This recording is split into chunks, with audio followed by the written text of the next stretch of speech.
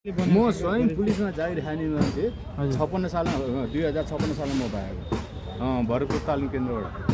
police भर्ती भएको अनि तपाईँ अब अपार्टमेन्टमा जानुहुन्न हैन 100% जानु सरकारले तपाईँलाई जग्गा दिँदैन तपाईले भने जस्तो दिँदैन सायद दिन्छ दिँदैन थाहा छैन अब तपाईको यो घर भत्किसक्यो हैन अब यहाँ कसरी बस्नुहुन्छ त त्यहाँ तपाईले देख्नु भएको छ त्यही मुनि लुकेर सुतेर बसिरहेको छ नि बेलुका पानी पर्ने जसरी पनि यहाँ जुगाड गर्नुहुन्छ बस्नुहुन्छ गर्नु पर्यो एउटा कुरा सोध्छु हजुर हजुर तपाईँ 62 सालदेखि यहाँ बस्नुभयो अहिले 82 साल 83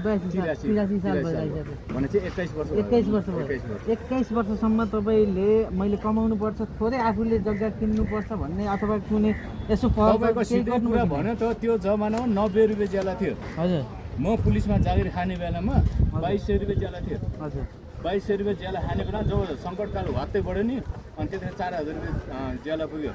अनि 4000 ज्याला पुग्यो मेरो साइला दाइ अनि मेरो मित्र अनि मेरो भान्जी उनीहरू माओवादीमा अनि त्यो बाँधेरी खोला भन्ने ठाउँमा त्यो जब बम के भन्छ ब्लास्ट गर्ने योजना गऱ्यो नि त्यतिखेर मोबाइलको चलन थिएन ल्यान्डलाइनको चलन थियो अनि कान्छा मेरो नाम चाहिँ कान्छा है फेरि भीमबहादुर चेपाङ हो अनि कान्छा त यस्तो यस्तो भइरहेको छ त त्यहीँ जाने हो भने अनि लो माऱ्यो भने हामी तालिम केन्द्रबाट 16 जना भएको एकैचोटि हुन त एउटा बाउलाई गाह्रो नै हुन्छ एउटा 3-4 वटा सन्तान हुर्काउनको लागि हैन अहिलेको स्थितिमा शिक्षादायी सरकार राम्रै बनेको छ हैन अब तपाईहरुलाई मैले एकदम राम्रै बने होला भनेर मैले रवि सरलाई झन् खुदै भेटेकै हो क्या मैले खुदै भेटेको म आफूले रङ काम गरेर आएको त्यहाँ त्यही वास्तविक अब सुकुम्बासीले न्याय पाउला हामी पनि आशा गरौँ आज मैले 20 मिनट टाइम नदिएर के माग्दाखेरि किन नदिएर क्या तपाईँले देख्नुभयो मकै के भन्छ पिँडालु देख्नुभयो होला नि त्यस्तो त तपाईहरुले पनि टाइम त हिजोसिम देखिन्छ हो नि त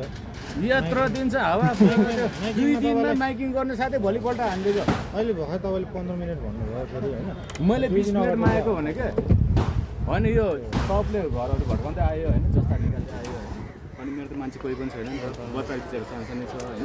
अनि उनीहरू नगएर भर्खर केटाहरू भर्खर आयो क्या होइन उनीहरूलाई सहयोग पनि माग्यो होइन